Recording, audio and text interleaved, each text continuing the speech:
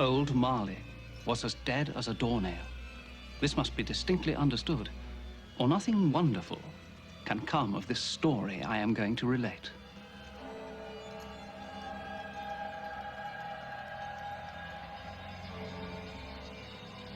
On Christmas night all Christians sing to hear the news the angels bring. On Christmas night all Christians sing to hear the news the angels bring.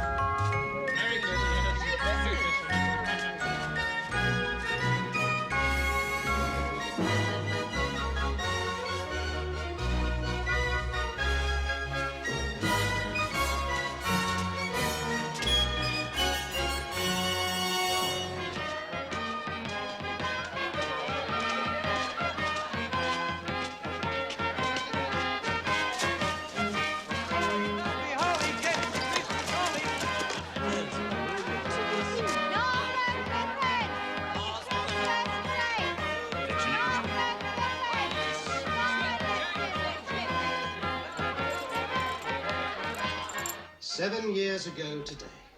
What's that you say? Mr. Marley died. 7 years ago this very day. Would it be too much to ask that you return to the work for which I pay you so handsomely? Mr. Cratchit! The fire's gone cold, Mr. Scrooge. Come over here, Mr. Cratchit. What is this? A shirt. And this? A waistcoat. And this? A coat. These are garments, Mr. Cratchit. Garments were invented by the human race's protection against the cold. Once purchased, they may be used indefinitely for the purpose for which they are intended. Coal burns. Coal is momentary, and coal is costly. There will be no more coal burnt in this office today. Is that quite clear, Mr. Cratchit? Yes, sir. Now, please get back to work before I am forced to conclude that your services are no longer required. Yes, sir.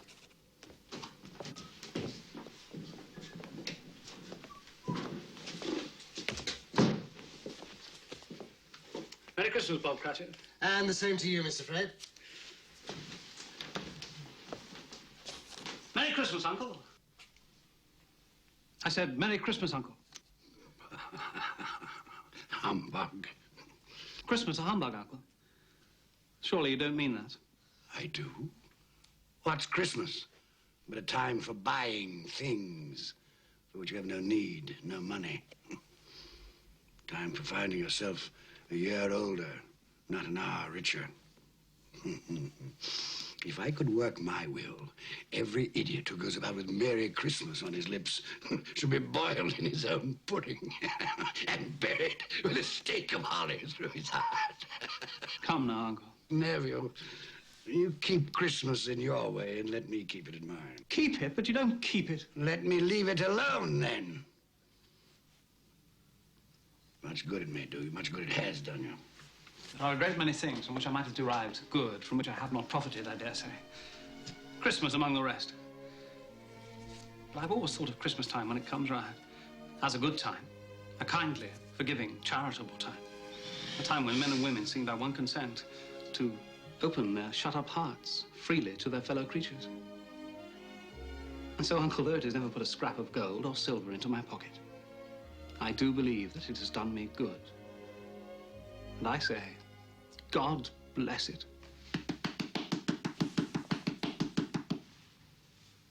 Not a sound from you.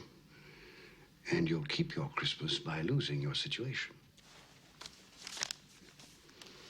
You're quite a powerful speaker, sir. I wonder you don't go into Parliament. Please don't be angry, Uncle. Come, dine with us tomorrow. Dine? I'd see myself in hell first. It would be a great joy to me. And to my wife. Yes, your wife. I'm told she brought very little to the marriage. A poor girl, I understand. I love her. And she loves me. Love. Good afternoon, nephew. I want nothing from you. I ask nothing of you. Why can't we be friends? You are wasting my time. I'm sorry to find you so resolute. You've never had a quarrel, so far as I know. And so I shall keep my good humor. And wish you a Merry Christmas. Goodbye. And a Happy New Year. How's that fine family of yours, Lord Cratchit? Well, sir, all very well. Good. You'll give them my best wishes. Yes, sir, I shall. Thank you for remembering them. Goodbye, Cratchit. Goodbye, sir. And a Merry Christmas. Idiot. And he's made me late to do so. I'm off to the exchange. Don't lock up a moment early. No, sir.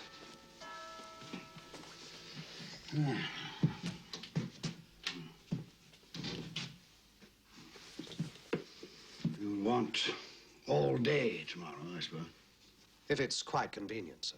It's not convenient. And it's not fair. If I were to hold back half a crown from your pay for it, you'd think yourself ill-used, I'll be bound. But you don't think me ill-used when I pay a day's wages for no work.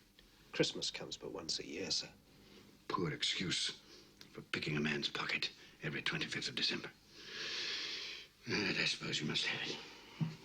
Be here all the earlier the next morning, Cratchit. Yes, sir, I shall. I certainly shall. Make sure.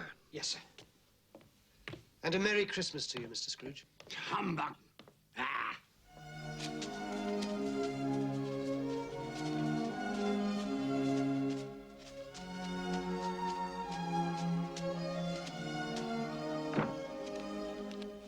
Merry Christmas, Mr. Scrooge. Don't beg on this corner, boy. I'm not begging, sir. I'm Tim Cratchit. I'm waiting for my father. Tim Cratchit, huh? Well, then you'll have a long wait, won't you? Thank you, sir. Humbug.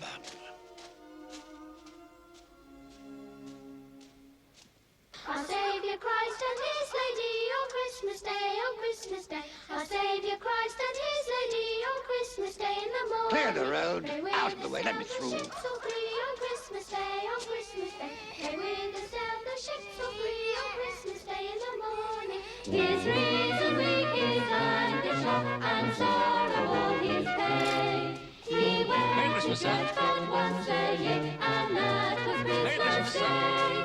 So grant us all a change of heart, rejoice for Mary's son.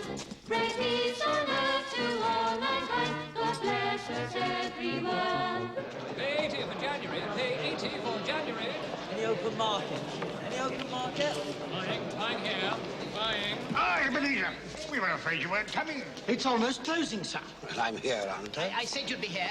Didn't I say Ebenezer Scrooge would be here? I knew you'd change your mind. Right, I have changed my mind. Oh, good, then you'll take our bit. The price has gone up. Gone up? But that's not possible. If you want my corn, gentlemen, you must meet my quote. Plus 5% for the delay. It's outrageous, Scrooge. You'll be left with a warehouse stuffed with corn. Well, that's my affair, isn't it? But if we pay your price, our bread will be dearer. The poor will suffer. Buy the corn someplace else. Good day, sir. Scrooge, a moment. We'll take your corn at the price you quoted yesterday. Too late. If you wait until tomorrow, it'll cost you another 5%. Damn it, Scrooge, it's not fair. No, but it's business. I'll give you a moment to make up your minds.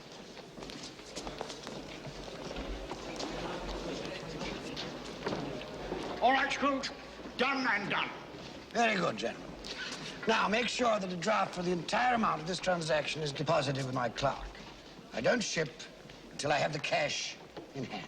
Good day. Mr. Scrooge, I presume. Indeed you do, sir. You don't know us. Nor do I wish to. My name is Poole, and this is Mr. Hackett. Excellent. Now, if you'll allow me to pass. Let me explain, sir. At this festive season of the year, it seems desirable that those of us with means should make some slight provision for the poor and destitute who suffer greatly at this time. Provision? Are you seeking money from me, then? Many thousands are in want of common necessaries. Hundreds of thousands are in want of common comforts. Are there no prisons? Plenty of prisons. The workhouses, they still in operation? They are. I wish I could say they were not. The treadmill, the poorhouses, still in full vigor? All very busy, sir. I was afraid from what you said that something had stopped them in full force. A few of us are endeavoring to raise a fund to buy the poor some meat and drink, and food and warmth. What can we put you down for, sir? Nothing. You wish to be anonymous? I wish to be left alone. Since you asked me what I wish, gentlemen, that is my answer. I don't make merry myself at Christmas, and I can't afford to make idle people merry. My taxes help to support the public institutions which I have mentioned, and they cost enough. Those who are badly off must go there. Many can't go there, and many would rather die. If they would rather die, perhaps they had better do so, and decrease the surplus population. Surely you don't mean that, sir. With all my heart. Now, if you will go about your business, gentlemen, and allow me to go about mine. Good day.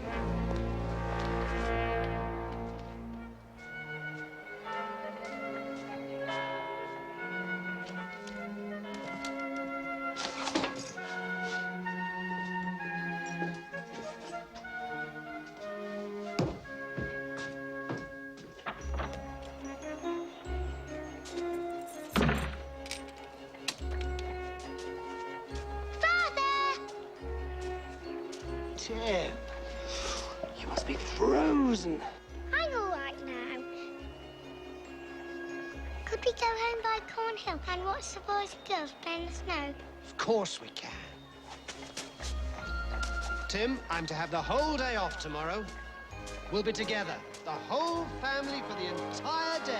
Hurrah for Christmas, the best day of the year! Each stroke will silver in his heart and gold in all his days.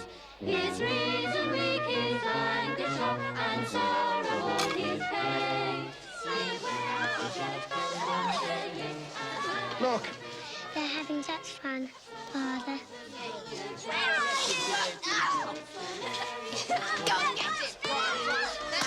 you'll be there one day, playing with the other children. I'm quite sure I will. I feel I'm getting stronger every day.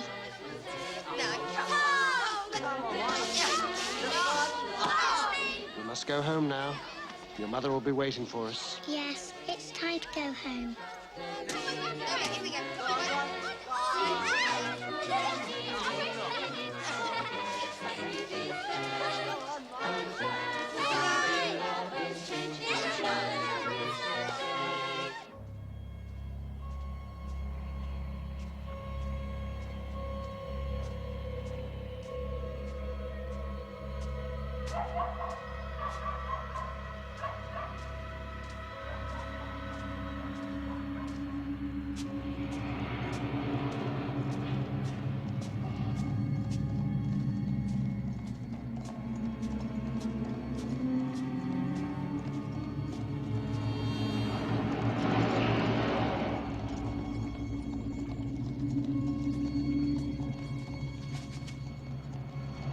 Who's calling me? No one call my name.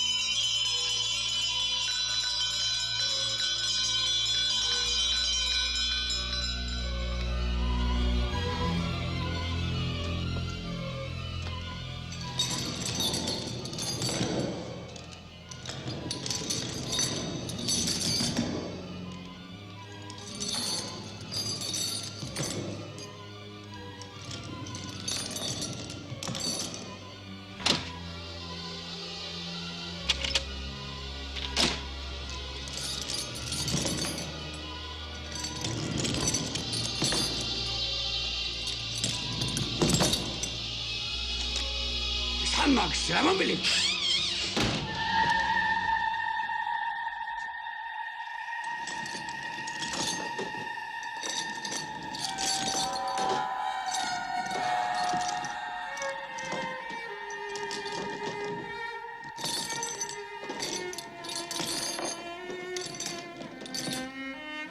What do you want with me?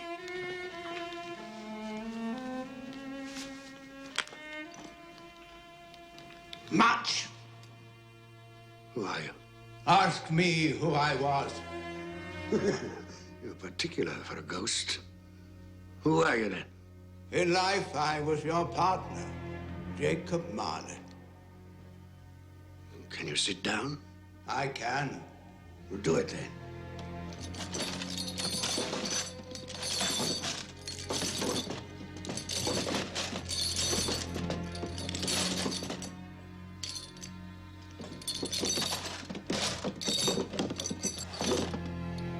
You don't believe in me. I don't. What evidence would you have of my reality beyond that of your own senses? I don't know. Why do you doubt your senses? Because a little thing affects them, a slight disorder of the stomach. You might be a bit of bad beef, a blot of mustard, a fragment of an underdone potato. There's more of gravy than of grave about you, whatever you are. Humbug, I tell you, humbug!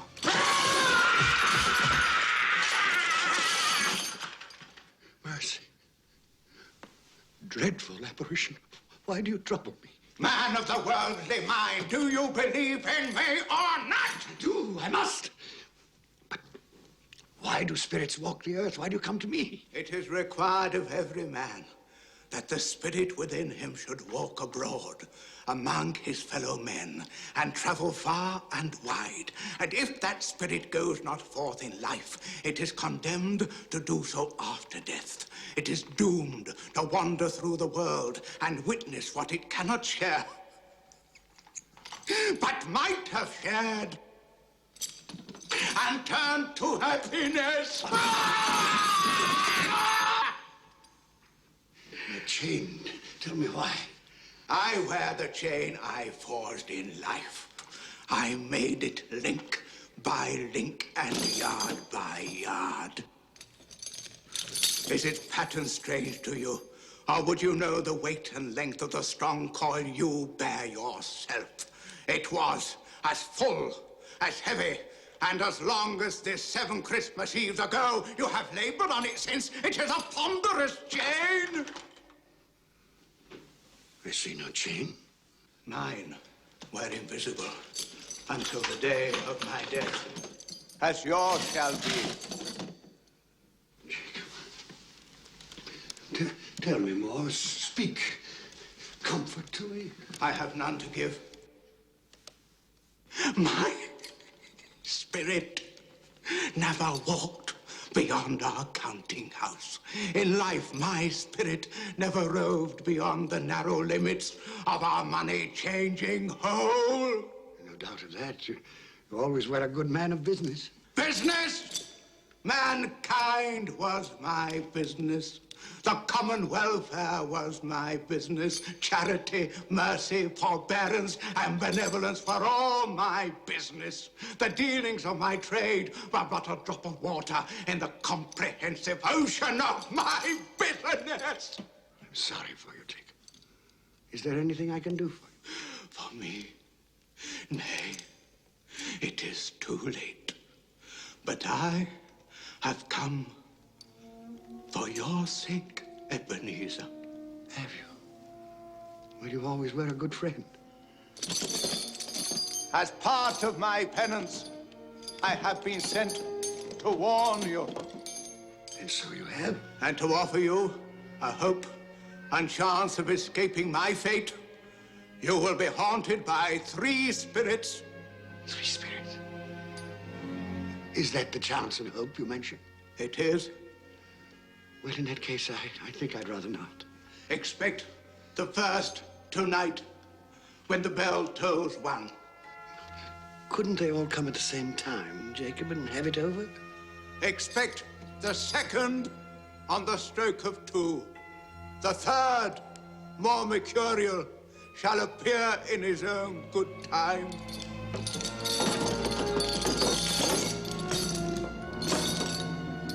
Look to me no more. Look, that you may remember what has passed between us.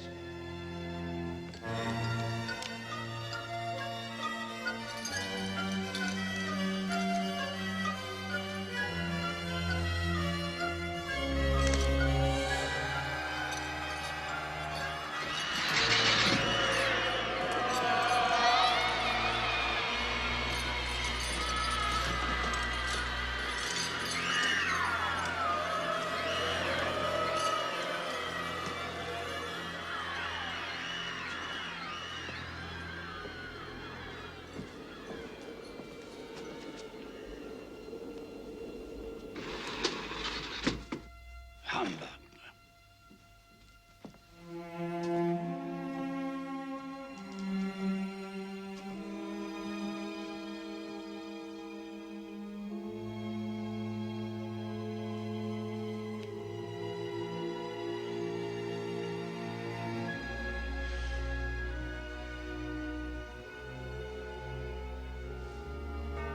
Something I ate.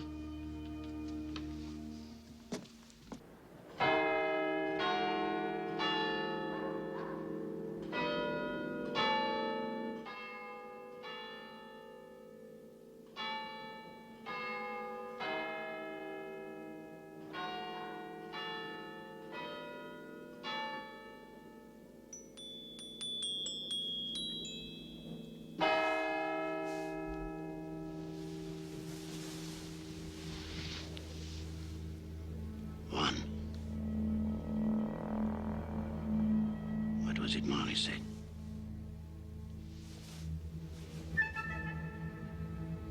Nothing. Just a dream, then.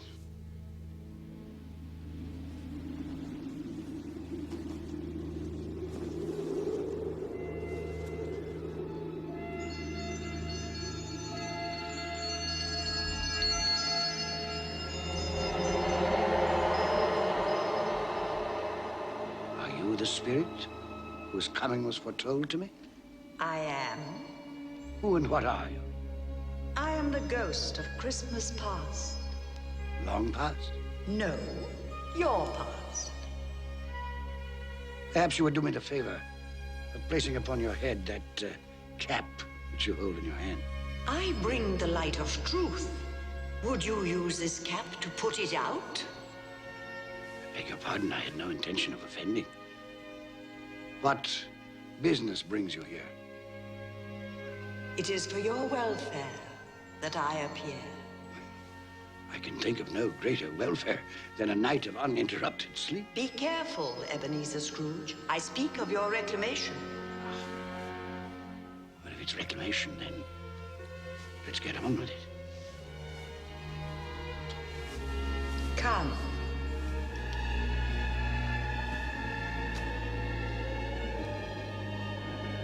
We shall be invisible and silent as the grave. You will now see a child, a youth. You will see yourself, Ebenezer. The air is so clean. How different from the city. Do you know where you are? Of course, I was bred here. I was a boy in this place. That's Daniel Costas. Robert Estes. Hello, Daniel. The big one there, that's David Tyler. David, look here, it's Ebenezer. I told you, Ebenezer. They can't hear you. How happy they all seem. That's right, they do. Yes, well, it's time to move on.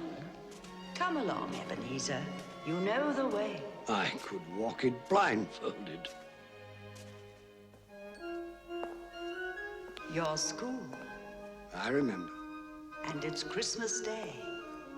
There's a boy in there, neglected. The boy is deserted by his friends and his family. His mother is dead. His father holds him a grudge. Why does his father hold him a grudge? She died in childbirth. His birth. Weep for the boy, if the tears will come. He has his friends, even on this day. From his beloved books. There's Ali Baba. Dear old honest Ali Baba.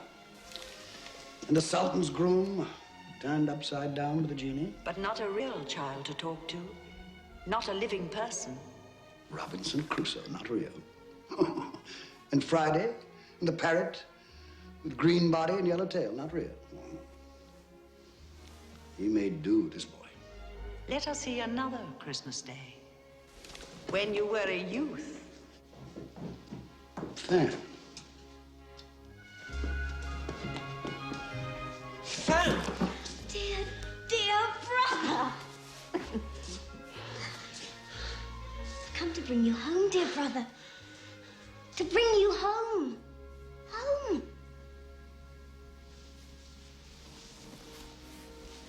Home, little Fan. Yes. Home for good and all. Father's much kinder than he used to be. He spoke to me so gently one dear night that I was not afraid to ask once more if you might come home. And he said, yes, you should. And sent me in a coach to bring you.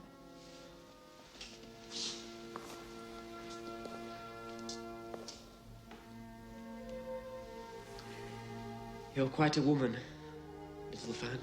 And you. You are to be a man now. And never come back here. Come along, we mustn't keep Father waiting. Father! There, boy, there. Stand still now. Let me look at you. They haven't been overfeeding you, that's certain.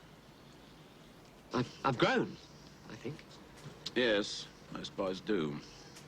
Fan has told you you won't be moving back here. Yes, sir. It's time you made your way in the world. I've arranged an apprenticeship for you. You'll move into Mr. Fezziwig's establishment in 3 days' time. 3 days, Father. I'd hoped we'd have my brother home for longer. Longer? 3 days is quite long enough for both of us. Don't you think, Ebenezer? Yes, sir. Quite long enough. You finished back there? All safe and secure, sir. The carriage, Fan. We're on our way. Into the carriage, boy.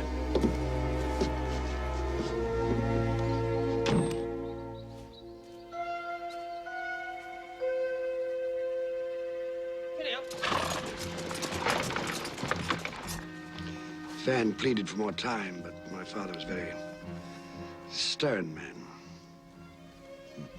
Fan. She died a young woman. She had such a generous nature. Yes, too young.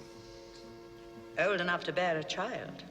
One son, Fred, your nephew, Fred Hollowell, yes. who bears a strong resemblance to your sister. Does he? I never noticed. You never noticed?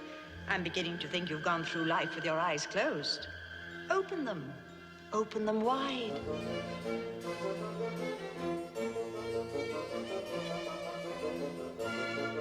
You know this man? It's old Fezziwig. Hmm? Oh, yes, my dear. Would you ask Mr. Pulling to refer that matter to Mr. Scrooge, eh? Thank you, my dear. And you know this place? No, was I not apprenticed here? You. Pay attention, everybody. Dick, Ebenezer, pens down. No more work tonight, boys. It is Christmas Eve. So, close those ledgers down, Ebenezer and Dick. Clear away in here, everybody. We need the room. Here we go, lad. You'll enjoy yourself tonight, Master Ebenezer. That is an order. Yes, sir, I'll try. Well, put your heart in it. You put enough of yourself into your work, and I've nothing but praise for the way you've discharged your duties. But you're young, eh? There's more to life than bolts of cloth and musty old ledgers, eh?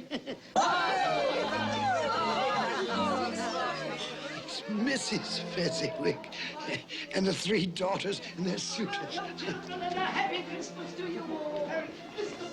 And Belle. I had forgotten how beautiful she was. Hello, Belle. Hello. Would you like to dance? Yes.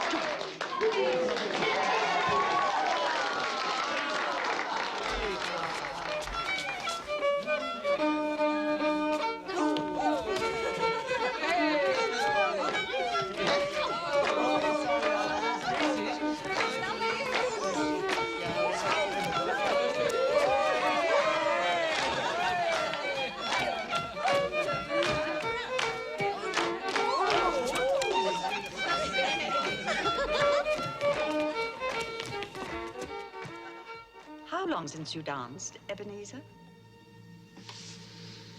Waste of time, dancing. You didn't think so then? There was a reason then. There's been a change in you since you've come to Fezziwig's. You were so gloomy. Oh, I think I should warn you, Miss Bell. I am of a serious bent of mind. I consider seriousness to be an admirable trait of character, but it can be overdone. I should take heed of your advice, ma'am, and go through life with a grin on my face.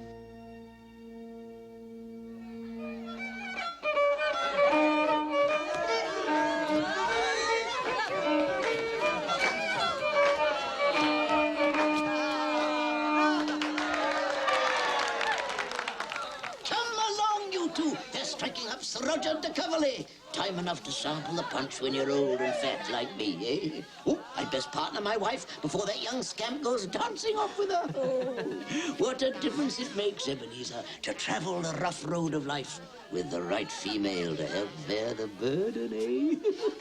What a lucky man I am! Shall we join the others, Ebenezer? My pleasure, Miss Bell.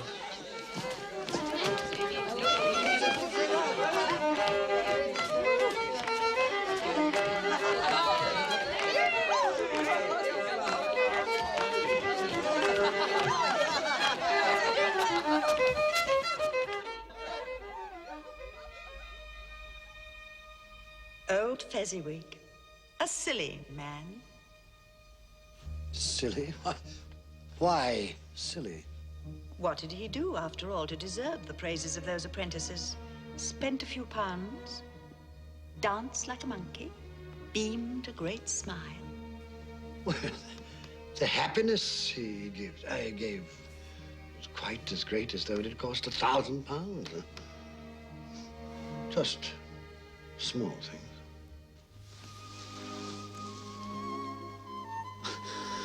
Belle? Are you in love, Ebenezer?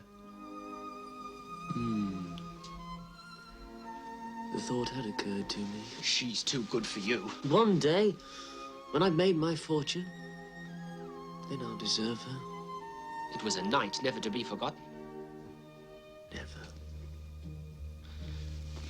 But you did forget, often. No? Look, another Christmas Eve, delayed by the pressure of business. Do you remember? No.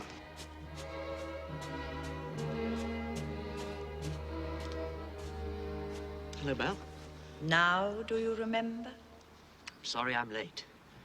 I thought you might not come. I know how busy you are. Well, the time of year and the nature of my business, it's important now that I use my time and opportunities wisely. Another idol has displaced me. What idol has displaced you? A golden one. All your hopes have merged into a master passion. Profit. The thought of money engrosses you. Perhaps I've become wiser. But I've not changed towards you. Our contract is an old one. It was made when we were young and our prospects limited. How often I've thought of those times. If there had been no understanding between us, would you seek me out and try to win me now? A dowerless girl with nothing but myself to bring to a marriage. You have no answer. You think I would not, then? Oh, Ebenezer, what a safe and terrible answer. So characteristic of the careful man. Ebenezer, I release you. You are a free man. I let you go with a full heart. May you be happy in the life you have chosen.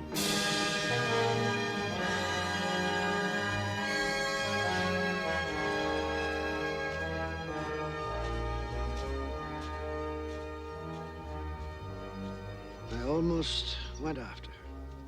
Almost carries no weight, especially in matters of the heart. And you did have a heart, didn't you, Ebenezer? Why didn't you follow her? Upon his death, my father left me a small inheritance. Belle wished to be married, insisting that we could get along on very little. But I wanted something more for both of us. So I lent out that money, laid the foundations for financial success, which I have achieved, I may add. Congratulations. Well, thank you not to sneer. Spirit, show me no more. Conduct me home. You have explained what you gained. Now I will show you what you have lost. Belle. Yes, Belle. And those are her children. Oh, darling, he's wonderful, isn't he? Lord, what a brood.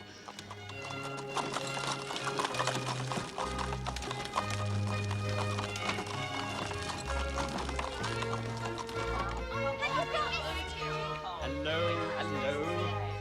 Hello, my dear. Hello, Papa. Where's my present? Where's my present? You will have to wait until tonight. All of you. Presents on Christmas Eve, as usual. Fancy. It might have been mine. The same thought occurred to me. I saw an old friend of yours in the city this afternoon. Who was it? Guess. I can't. I don't know. Ebenezer Scrooge. Mr. Scrooge it was. I passed his office window and it was not shuttered. He had a single candle lit upon his desk. His partner, Jacob Marley, lies on the point of death, I hear. And there he sat, Ebenezer Scrooge, alone. Quite alone in the world, I do believe.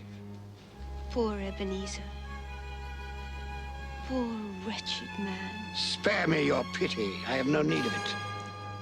They can't hear you. And as for you, I've had enough of your pictures from the past.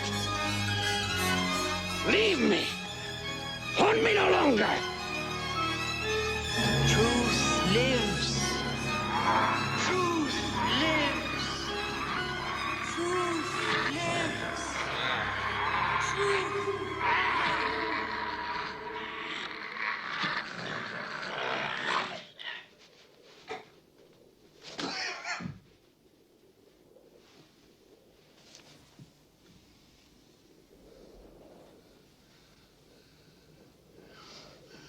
A nightmare.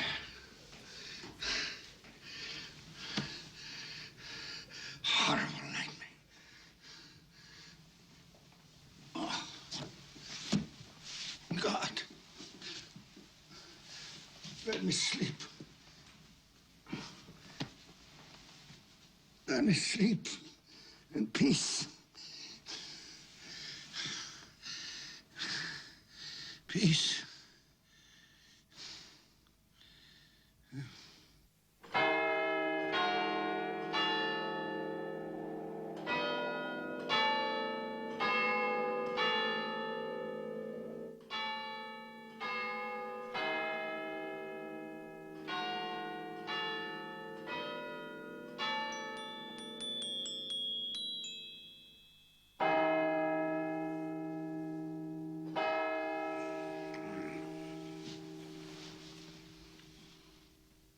Two. Well, Jacob Marley, where is this spirit of which you spoke so glibly? You did say at the stroke of two, didn't you, Jacob?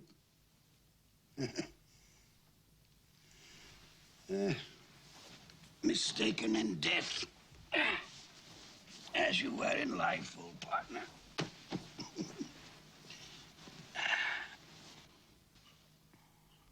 Ebenezer Scrooge!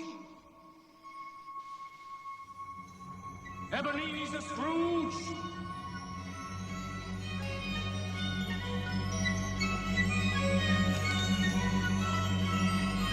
Come in! I intend to.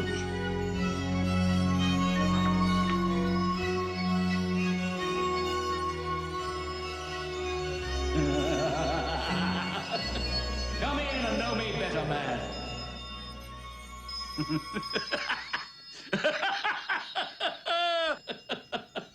You've never seen the likes of me before, eh? It's quite true, I have not. You never walked forth with any of the younger members of my family? No, not that I remember. Nor any of my elder brothers born these later years?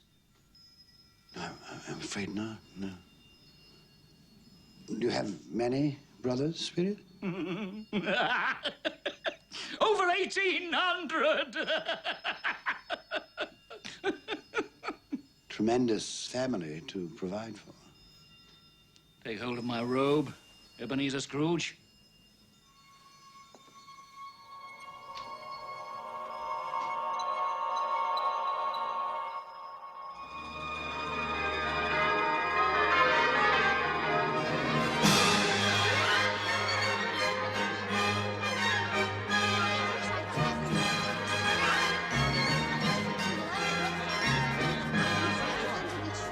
What day is it now? Don't you know? Christmas morning.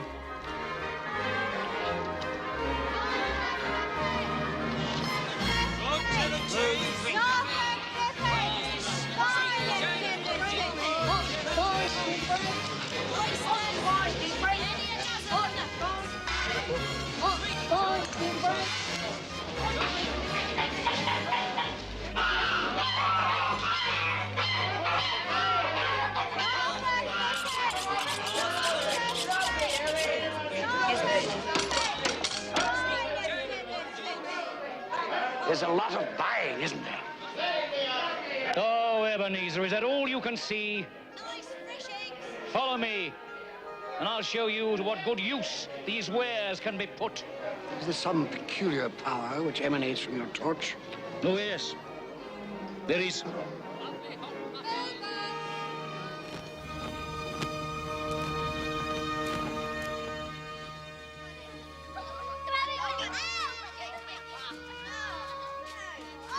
Do you know this house? I can't say I do. It is the house of Bob Cratchit. Is he? Well, he does very well on 15 bob a week. Shall we go in?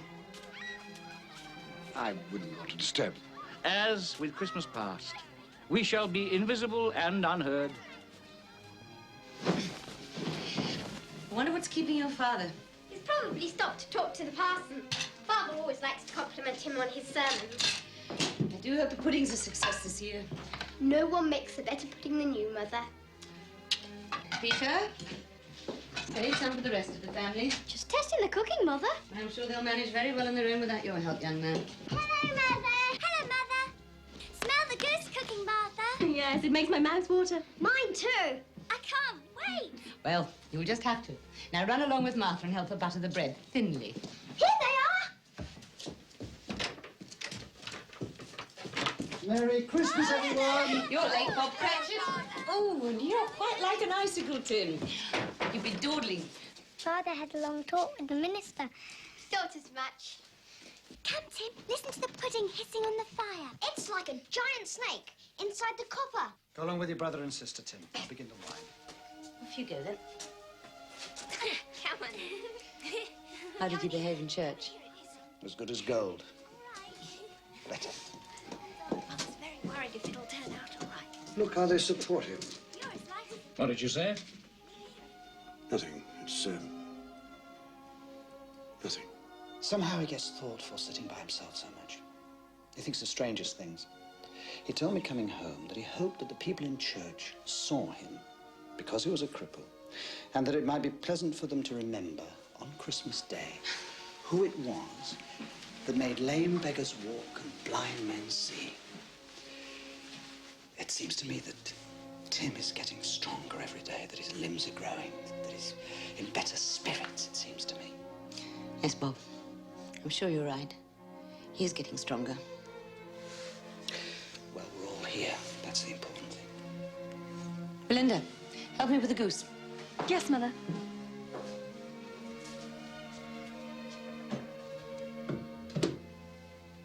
Peter, I have some good news for you. I met by chance this morning at church a fine gentleman, Fred Hollywell by name. He's a nephew of our own Mr. Scrooge, and he remembered that I have a son coming of working age, and he told me that he had a position open starting at 3 shillings and 6pence every week. 3 shillings and 6pence every week? So, if you are agreeable, you may start work on Monday next. Now I can begin to help you and Mother. More important, you shall be embarking on a fine career. To start a boy at 3 and 6pence a week. Hey, it's typical of my nephew. No wonder he's never been able to put by a penny. Perhaps he's put by more than money. Fred? He's doing this to spite me, you know? Employing the son of my employee at an exorbitant wage.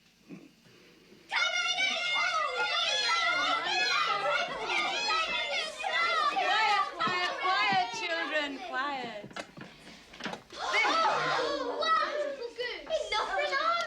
Brown and Chris, Mother, you've outdone yourself. Is it all right, then? Hurry, Father, cut the goose. I can't wait. Haven't we forgotten something?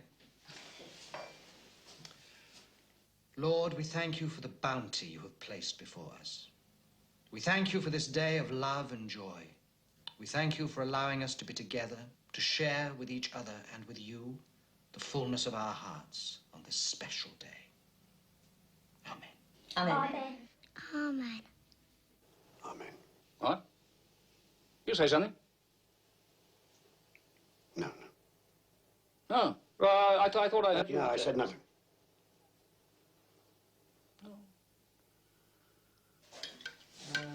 Peter. Alice. Linda. Potato, Alice? A very small goose. It's all Bob Cratchit can afford. Me.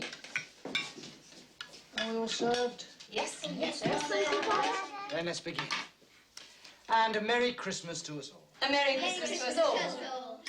And God bless us, everyone.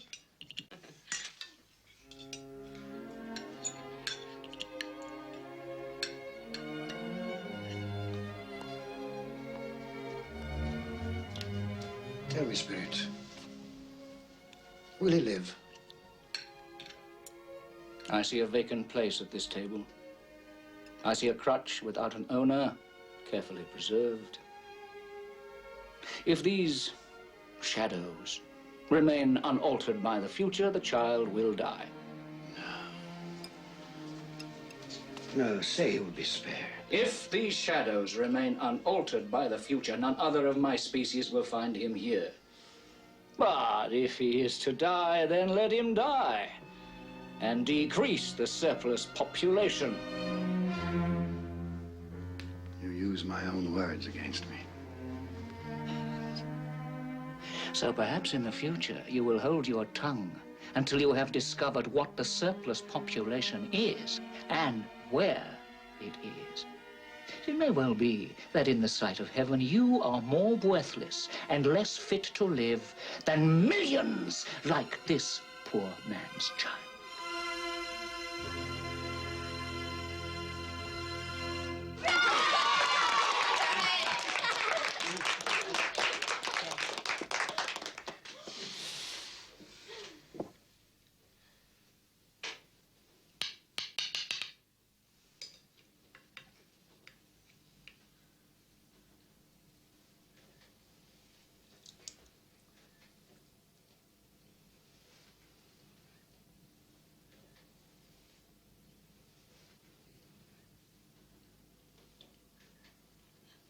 A triumph, my dear. Another triumph. I told you so, Mother. Oh, it's a success. What a relief for Mrs. Cratchit. Now their feast is over. Not quite. Just one more ceremonious moment. Look.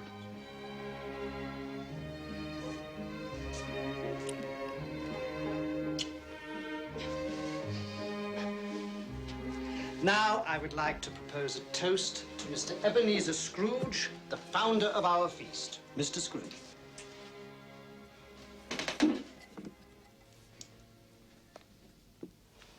The founder of our feast, indeed. I wish I had him here. I'd give him a piece of my mind to feast upon and hope he had a good appetite for it. My dear, the children, it's Christmas Day. It should be Christmas Day, when one would drink the health of such a stingy, odious, mean, hard, unfeeling man as Mr. Ebenezer Scrooge. My dear, have some charity.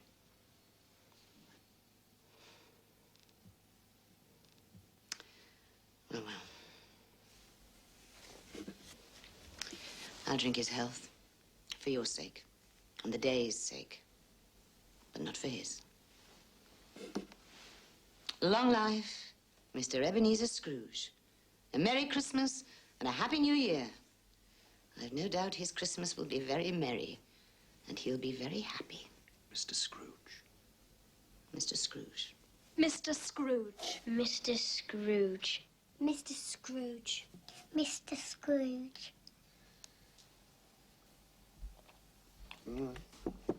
He's made a point, Bob Cratchit has. Without me, there would be no feast, no goose at all. My head for business has furnished him employment. Is that all you've learned by observing this family on Christmas Day? Oh, no, not all, but one must speak up for oneself, for one's life. Here we come, a-wassailing among the leaves so green. Here we come, a-wandering so fair to be seen. Love and joy come to you, and a Merry Christmas too. And God bless you and send you a Happy New Year. We have some time left. Take my robe. Love and joy come to you, and a Merry Christmas too. And God bless you and send you a Happy New Year.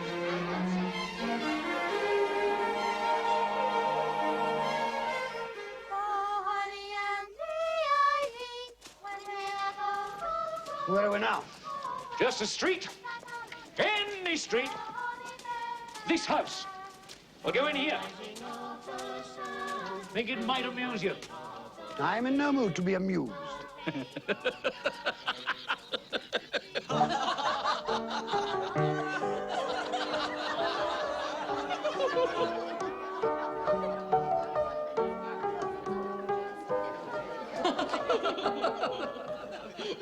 Dear husband, do you find my playing so amusing? Oh, I'm sorry, my love. I was thinking of his face yesterday. Humbug, he said. Humbug. He said that Christmas was a humbug. He believed it, too. I'd very much like to meet your uncle, sir. The droll way in which you portray him tickles my heart. He's a comical fellow. But not so pleasant as he might be. His offences carry their own punishment. Dear brother-in-law, it's said he's very rich. Yes, well, that is very true. But his wealth is of no use to him. He doesn't do any good with it. He doesn't even make himself comfortable with it. It was squandered. That's what you mean by comfortable. You mustn't argue with those we visit. It's useless and even tactless. Tact is a quality I despise. That I can see. I have no patience with him. Well, I have, and I feel sorry for him. Sorry for me. Who suffers from his ill whims? Himself, always. Here, he takes it in his heart to dislike us and not come and dine with us. And he loses a very good dinner indeed. The reason that I talk about my uncle so is that my mother, God rest her saintly soul, was very fond of him. She loved him. It's true. Fan loved me, and I her. Dear Fan. I wish she were alive today. Fred looks very like her. Yes, I've been reminded of that just recently. I was only going to say that the consequences of his taking a dislike to us and not making merry with us is that he loses some pleasant moments which could do him no harm. And I mean to give him the same chance every year, whether he likes it or not. And every year he'll say, Christmas. Bah! Come, my dear, we must see to our guests. Hello there. Would you like some nougat? Poison. Can't hear myself think. Well, they seem to be happy. Well, I suppose that free food and drink would be an occasion for pleasure to most people. Happy in each other's company, I mean. Everyone, hush there. We shall have a game, a word game. Huh? Yes, game. What should it be? Does everyone know the rules to similes? All right, everyone. Now, you shall each have 5 seconds to answer. I'll ask the question. Mr. Topper, you'll keep count. Well, I shall do my best. Now, you'll each have 5 seconds to answer. If you fail to give an acceptable answer within that time, then you must each stand behind your chair. Last one to, who's seated wins the prize. Fred, don't go on so. Just begin. Oh, I'm sorry, my love. Yes, I shall. Yes, I shall. Now, proud as. Proud as a peacock. So, dry as. As a bone. Plump as. My wife. Sorry, just a little joke. Plump as... 1. 2 seconds. A partridge. Quick as. Oh. Wind. No. 1, 2, 3, 4, 5. A wink, you idiot. Ebenezer, shh. You said they could neither see nor hear us. That's quite true. Oh, yes, sorry. Even I forget the regulations sometime. After all, I do not come back very often. Shh, I'm trying to listen to the game. Modest as.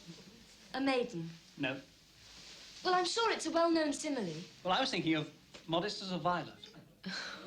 Right. However, I will accept your answer.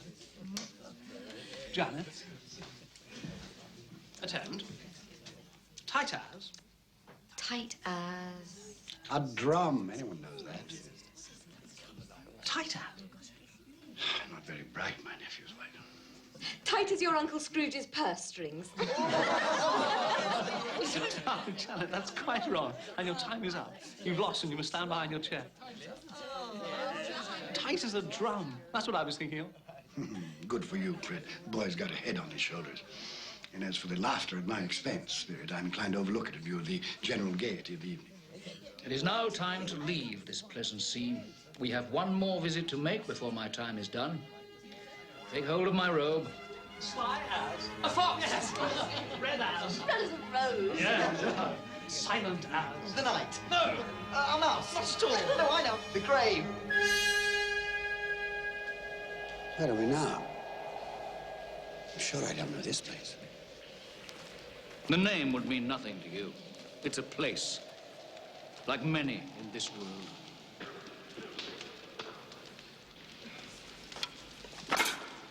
Do we have enough wood for the night? Ah, it'll last through. At least there's one thing still free in this country. Mary, Peter, they're cooked. They're too hot. It'll be cold soon enough. Where did you get these, Father? I didn't steal them, if that's what you're saying. She didn't say you stole them, Ben. She should have some respect. Don't berate the girl. They fell from a cart into the road. Your father's not a thief, girl. Not yet.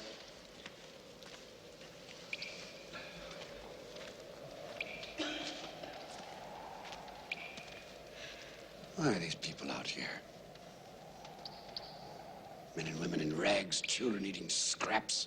They're institutions. Have you visited any of them, these institutions you speak of? No, I'm taxed for them. Isn't that enough? Is it?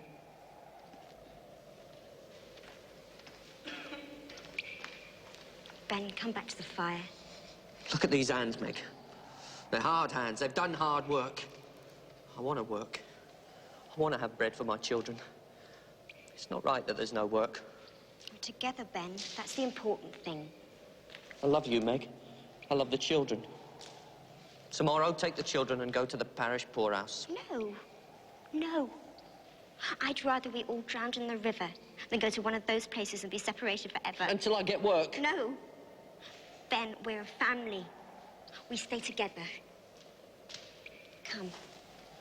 Come back to the fire. Come.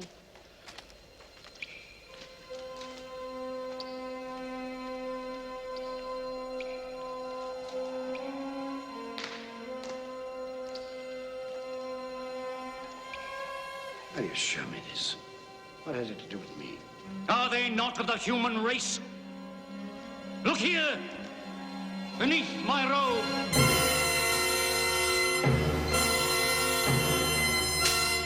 Look upon these.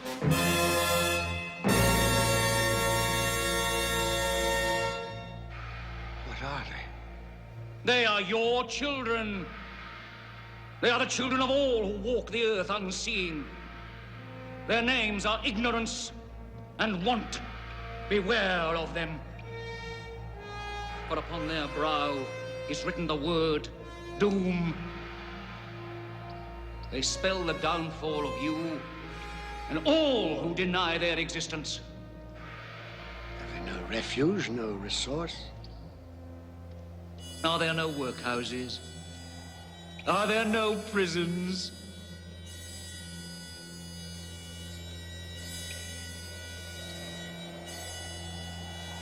Cover them.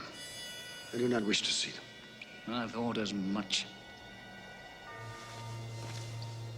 They are hidden. But they live. Oh, they live. Well, time has come for me to leave you, Ebenezer Scrooge. Leave? Leave me here? Oh, yes. Well, you cannot. Take me back to my bed. It's too late. It's cold. The place is strange. Don't leave me.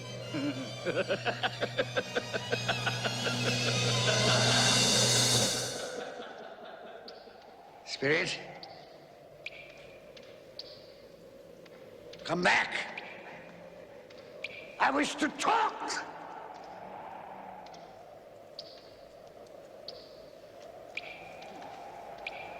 Perhaps I have made a mistake here and there. Talked too quickly about matters to which I gave no great thought. Very well, we'll have a give and take. Come to some meeting of the minds. I'm a reasonable man. Spirit! Have pity on me. Don't leave me.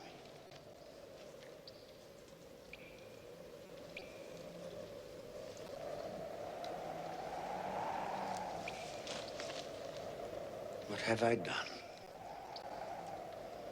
Be abandoned like this.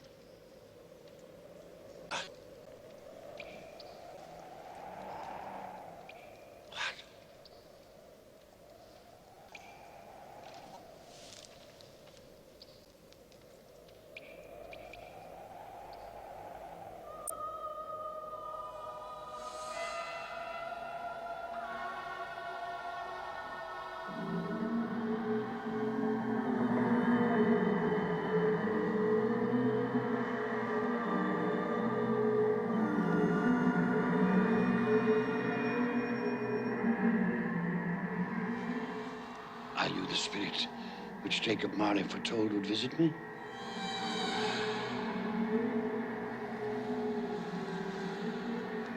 And I am in the presence of the ghost of Christmas yet to come, am I not?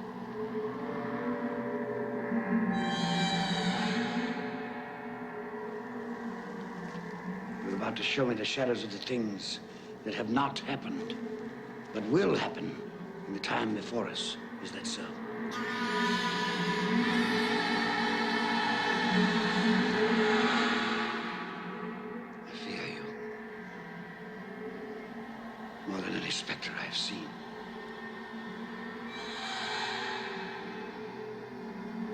I am prepared to bear your company. Will you not speak to me? Very well. Lead on. Night is waning fast. Time is precious to me.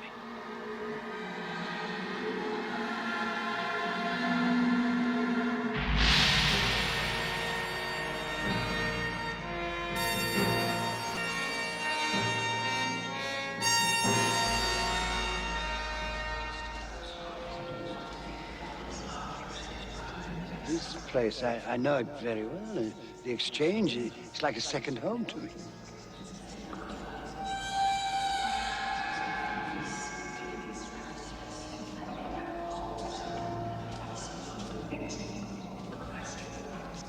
No, I don't know much about it either way. I only know he's dead. When did he die? Last night, I believe. What happened to his money? Left it to his company, perhaps? Who else did he have? It'll likely be a very small funeral, supposing we volunteered and form a party. I'll go if lunch is provided, but I insist on being fed for the time I'll waste. Have these men no respect for the dead? I should go, I suppose. After all, we did considerable business together. Well, I must go and find the price of corn. Goodbye. How was I privy to that conversation? What purpose could it have for me?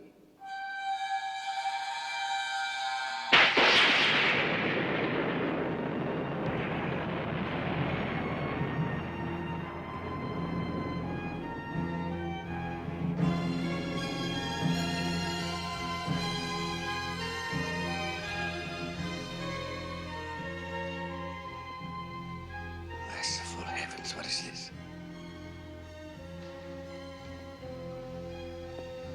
Spirit, this is a fearful place. I wish to leave it.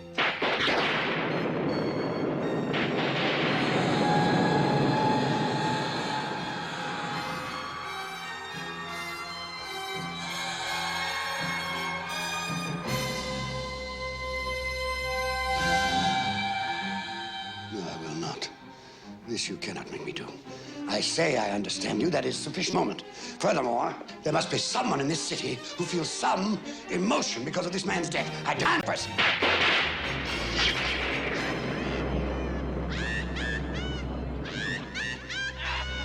This is a most foul part of town. We must have made a mistake, taken a wrong turn.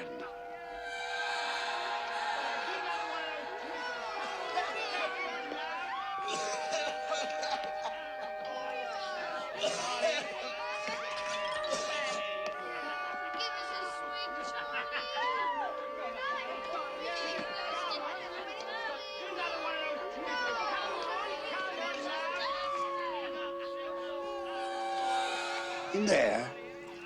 I have no business to transact in there.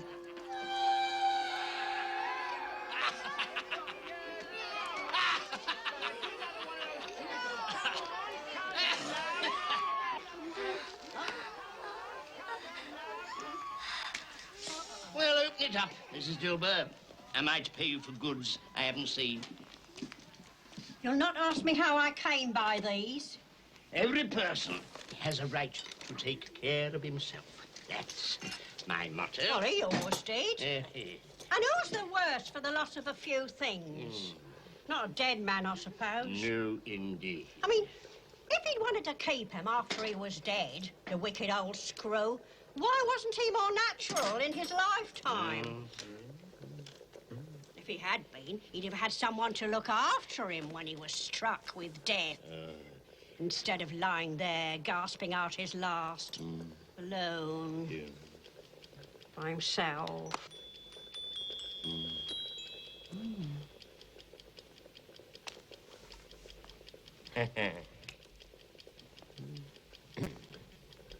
Those are my things. She's stolen my things. I'll have her before a magistrate. What do you call these? Bed curtains. You don't mean to say you took them down, rings and all, with him lying there. Why not? And don't get wax on his blankets. His blankets? I hope he didn't have anything catching. I wasn't so fond of him as I'd loiter about if he did.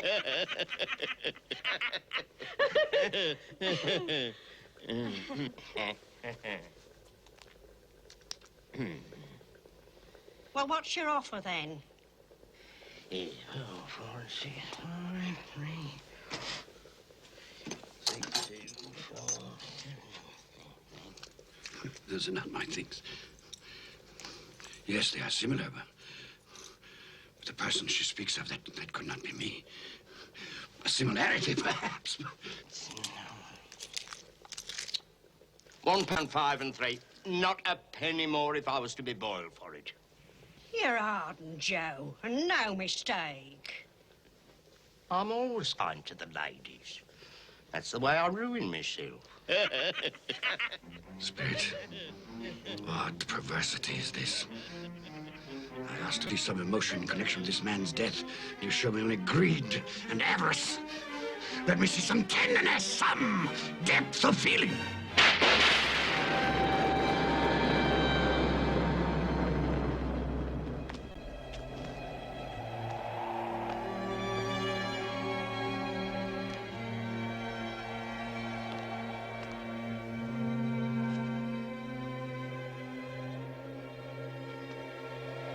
Must be some confusion.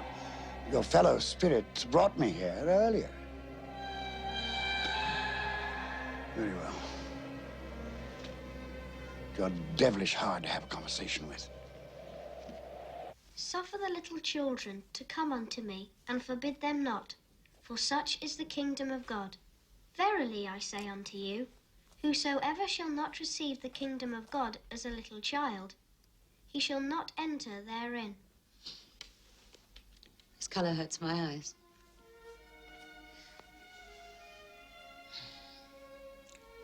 It's better now. This work makes my eyes red. And I wouldn't show red eyes to your father when he comes home. Not for the world. It must be nearly his time. Past it, rather. I think he walks slower than he used to these last few evenings, Mother. Yet I've seen him walk home with Tiny Tim on his shoulders very fast indeed. And so have I. And so have I. And so have I. But he was very light to carry. And your father loved him so that there was no trouble. No trouble. There is your father now. Hello, Father.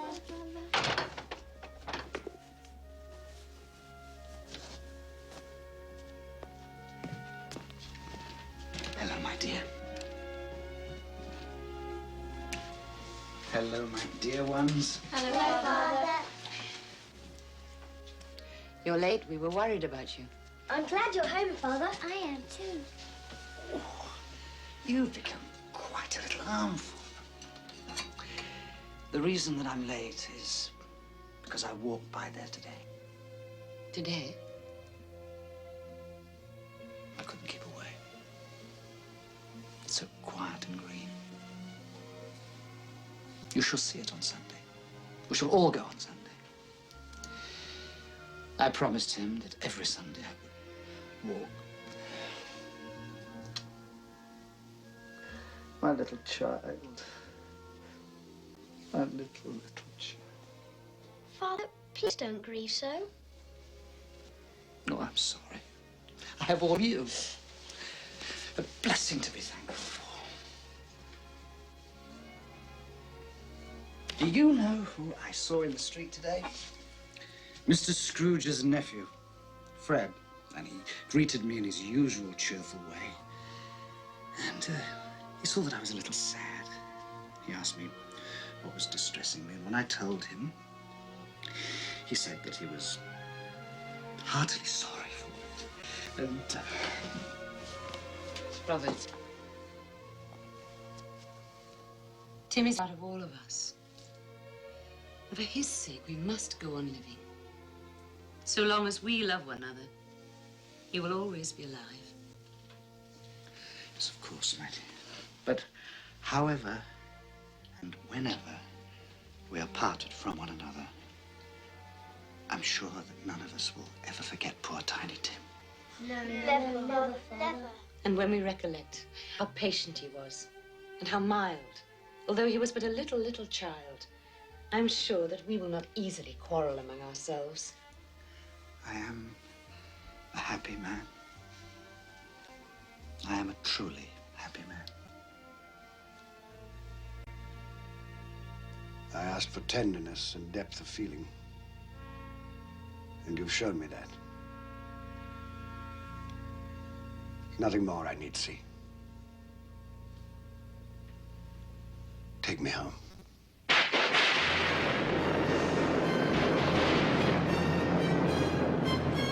What is this? I thought we had agreed that you would transport me home.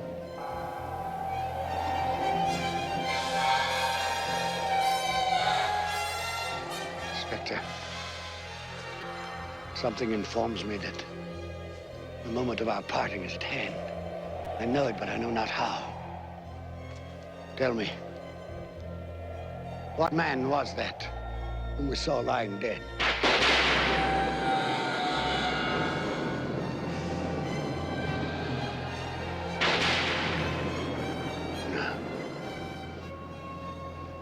No, before I draw near to that stone, answer me this.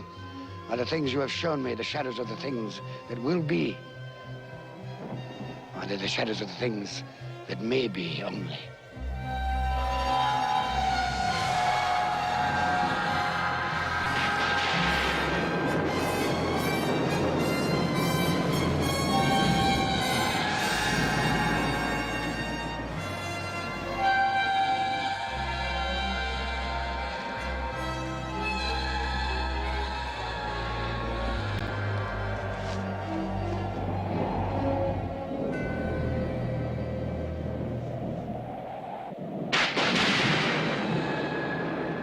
Men's courses will foreshadow certain ends. I accept it.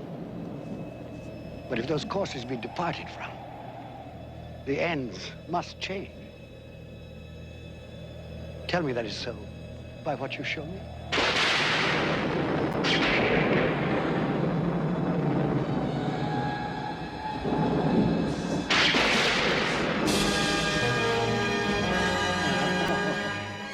Dear me, I am not the man I was. I will not be the man I must have been but for this visitation. Why show me this if I am past all hope? Good Spirit, your nature intercedes for me and pities me. Say that I may change these things by an altered life. I will honor Christmas in my heart and try to keep it all the year. I will live in the past, present, and the future. The spirits of all three shall strive within me. I will not shut out the lessons that they teach. Tell me. Tell me that I may sponge away the writing on this stone. Oh, spare me. Spare me. Spare me.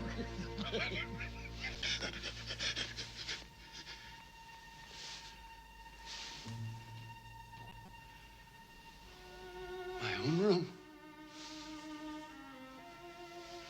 Alive. Oh, Spirit, I will keep my promise. I will live in the past, present, and the future. The spirits of all three will strive within me. Oh, heaven and Christmas time be praised for this. I say this on my knees, Jacob Marley. On my knees.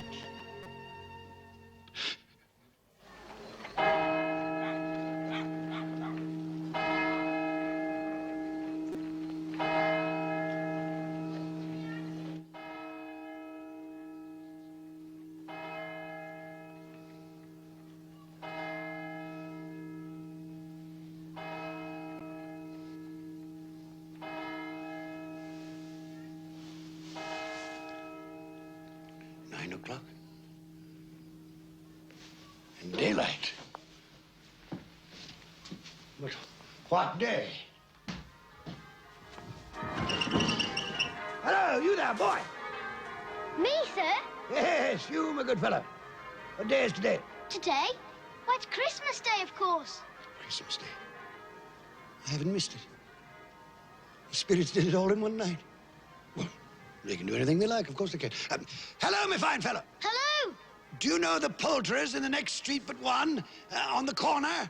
I should hope I did. Intelligent boy, remarkable boy. Do you know if they've sold the prize turkey that was hanging there? What, the one as big as me? Delightful boy. Pleasure talking to you. Yes, the one as big as you. It's hanging there now. Well, go and buy it. Yes, go and buy it and bring them round so that I may tell them where to deliver it. Come back with the man, not a shilling. Come back in less than 5 minutes, I'll give you half a crown.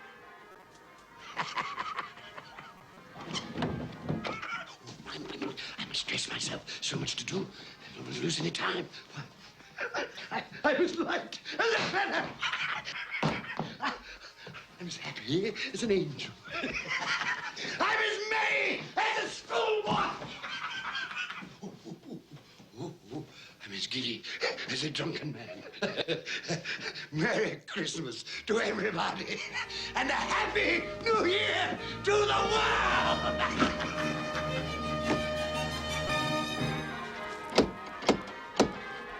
If this be a prank, boy, I'll box your ears. He was in that window. I swear it.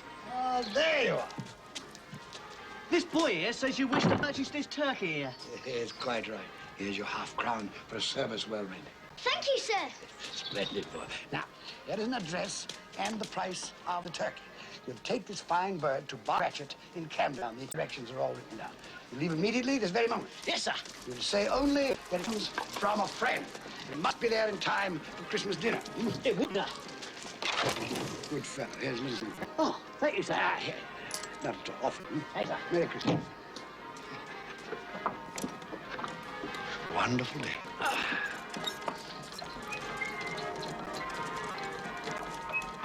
So grant us all a change of heart. Good morning. Merry Christmas to you. Merry Christmas. Like angels. Yes, exactly. You sing excellently well here. Thank you. It is I who thank you for that glorious music on this glorious Christmas day.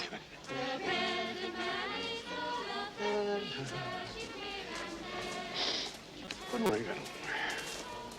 Oh, gentlemen, good morning. Merry Christmas to you. Mr. Scrooge. Yes, that is my name. I fear it is not pleasant to you. Allow me to beg your pardons, and please accept my pledge to the poor and needy for... Lord bless me. My dear Mr. Scrooge, are you quite serious? If you please, and not a farthing less. There are a great many back payments included in that, I assure you. What can I say to such generosity? Don't say anything. But dear sir, will you come and see me? Oh, we will indeed. I'm very much obliged. Thank you 50 times. Thank you, sir. Thank you. The orphans and widows will be right. Yes? Bob Cratchit? Yes? This is for you. Well, that's a mistake. You are Bob Cratchit? Yes. Well, there ain't no mistake. I didn't order this. This here prize turkey was bought and paid for by a gentleman to be delivered to Bob Cratchit and family in time for Christmas dinner. What gentleman? What's his name? Anonymous. He wishes to remain anonymous. Anonymous, you said? That's what he said, an anonymous gentleman. Well, who could have sent it? I have no idea. That's a mistake. That's what I thought. It's got our name and address on it, though. What should we do then? I say we cook it and eat it and have the best Christmas feast we've ever had in our lives. And I say, Mrs. Cratchit, what a splendid idea. And God bless us all, everyone. And God bless us all, everyone. Merry Christmas, Merry sir. Christmas. Merry Christmas. Oh, Fred. Oh, it's much too expensive. But do you like it? Oh, I love it. Oh, it's the most beautiful thing I've ever seen. Well then, it belongs upon your wrist, madam. Merry Christmas. Oh, Fred, I do love you. Oh, and not just for this. I know. I know. Well, who can that be? Well, no one's expected this, have they? My God, it's Uncle Ebenezer. Your uncle? What in the world would he want? Oh, don't worry. Try to know. Fred. Uncle Ebenezer. May I? Yes, come in. Please. Thank you. Do come in. Good afternoon, madam. Merry Christmas to you. Merry Christmas to you. Oh, Uncle Ebenezer, this is my wife, Janet. Janet, this is Uncle Ebenezer. It's a pleasure. More like a surprise, wouldn't you say? Well, that, too. Well, that's quite true. Quite honestly, it is a surprise. When we spoke yesterday, you made it quite clear, it seemed to me, at least, that you had no intention of accepting my annual invitation. I made other things clear, too, didn't I, Fred? That Christmas was a humbug, a waste of time and money. A false and commercial festival, devoutly to be ignored. Yes, basically that was it. Well, I've come for 3 reasons. First, to beg your pardon for the things I said about Christmas. That was a humbug, Fred. Was it? I didn't know it then, but I know it now. Secondly, I've come to meet your wife. Well, here she is. Yes. And a very beautiful woman she is, too. Thank you.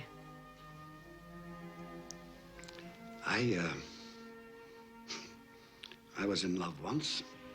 Would you believe that? Yes. That I possessed neither the courage nor the optimism, perhaps the depth of feeling that you two have. Thirdly, if the invitation to dine with you today is still in force, I accept. Of course it's still in force. Hurrah! I was sure that one day... You were sure, were you? Well, apparently you were right. Yes, I should like to dine with you and your friends. You'll be more than welcome.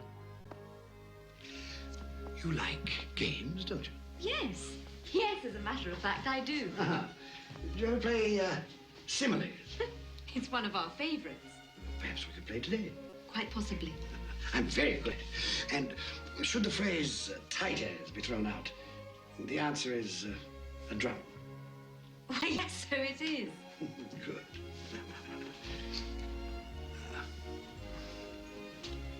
You'll forgive me this, but I see the shadow of my sister in your face. I loved your mother, Fred. For a time there, I forgot just how much I loved her. Perhaps I could forget. Well, now, if it isn't too much trouble, I should like to sample some of that punch fruit you're so famous. Of course. You've made us both very happy, Uncle Ebenezer. Have I? Yes. God forgive me for the time I wasted.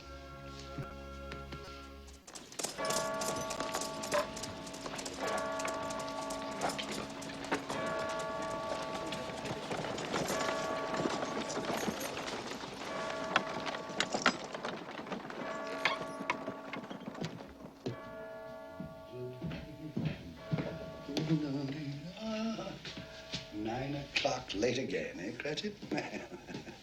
Let's see about this.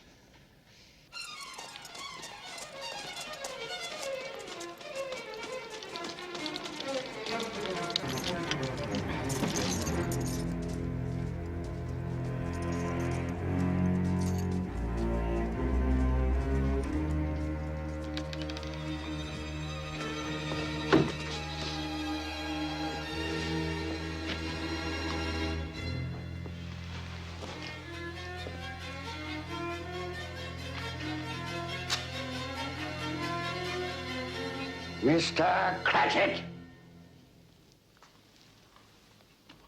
Yes, sir.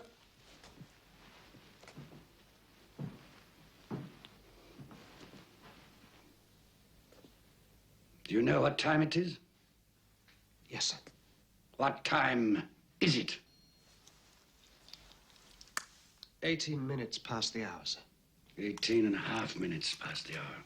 What do you mean, coming here at this time of day? I'm sorry, sir. I am behind my time. Yes, I think you are. Step this way, sir, if you will, please. It's only once a year, sir. It shall not be repeated. I was making rather merry yesterday. Well, I'll tell you, my friend, I'm not going to stand for this any longer. Therefore, I am going to double your salary. Double my salary, sir? Yes, Bob.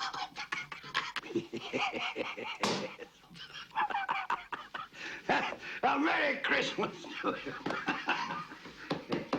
I'll double your salary for a start, and I'll endeavor to assist your family in any way I can. And Tim will walk again and grow stronger and stronger upon my life, he will. Well, we'll discuss the particulars this afternoon over a Christmas bowl. Well, what's the matter with you? Nothing, sir. Well, it's just that... Nothing. Thank you, sir. My good fellow, make up the fire before we freeze to death. Buy some more coal. before you dot another I, Bob Cratchit. Yes, sir.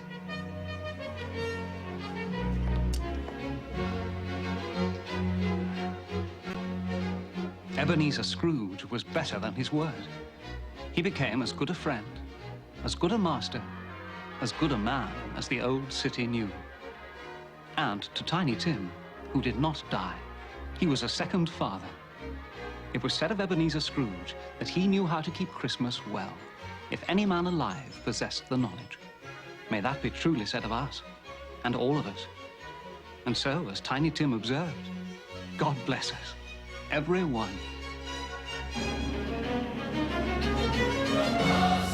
Was cold as I see